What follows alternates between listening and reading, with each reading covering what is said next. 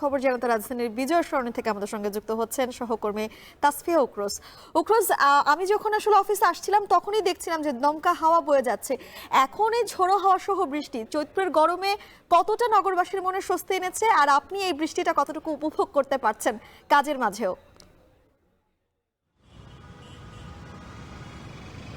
বৈশাখ মাস শুরু হতে কিন্তু আরো দিন 10 বাকি রয়েছে, কিন্তু এরই মধ্যে আমরা আসলে দেখতে পাচ্ছি যে রাজধানীর বেশ কিছু জায়গায় কিন্তু দমকা হাওয়া সহ বৃষ্টিপাত হচ্ছে কিছু কিছু অঞ্চলে। তো আসলে আমরা যতটুকু জানি যে বৈশাখের যখন আগমন হয় তখনই আসলে দেখা যায় যে কাল বৈশাখীর যে ব্যাপারটি রয়েছে, ঝড়ো হাওয়া হয়, বৃষ্টিপাত হয়, সেগুলো দেখা যায়। কিন্তু এই বছর আসলে দেখা যাচ্ছে যে বৈশাখ মাস শুরু হওয়ার আগেই বৃষ্টিপাত হচ্ছে এবং রাজধানীর কিছু কিছু জায়গায় আসলে ঝড়ো হাওয়া বয়ে যাচ্ছে। এবং আপনি যেমনটি বলছিলেন যে কিছুক্ষণ আগেও কিন্তু দেখা গেছে যে পুরো ঢাকা শহরে আসলে তীব্র তাপদাহ ছিল, গরমে মানুষজন অতিষ্ঠ হয়ে পড়ছিল, কিন্তু এখন কিন্তু চিত্রটা বেশ ভিন্ন।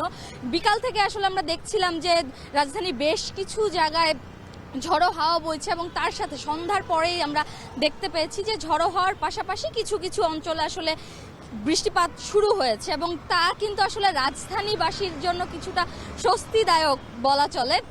রাজধানীবাসী কিছুটা স্বস্তি পেয়েছেন এই বৃষ্টি, যেহেতু এই কয়েকদিন ধরে বেশ 3 থেকে 4 দিন ধরে আসলে তীব্র দাবদাহ ছিল, সেটির কারণে আসলে রাজধানীবাসী অনেকটা অতিষ্ঠ হয়েছিলেন। এবং এখন যেহেতু আবহাওয়া অধিদপ্তরের তথ্য অনুযায়ী আসলে তারা বলেছিলেন যে এই কয়েকদিনের মধ্যে আসলে ঢাকা সহ বেশ কিছু জায়গায় আসলে বৃষ্টিপাত হওয়ার সম্ভাবনা রয়েছে এবং সেটি হচ্ছে। এবং এই বৃষ্টিপাতের কারণে কিন্তু রাজধানীবাসী এই তীব্র দাবদাহ থেকে কিছুটা স্বস্তি পেয়েছে। তো এই ছিল আসলে আমার কাছে আবহাওয়ার সবশেষ।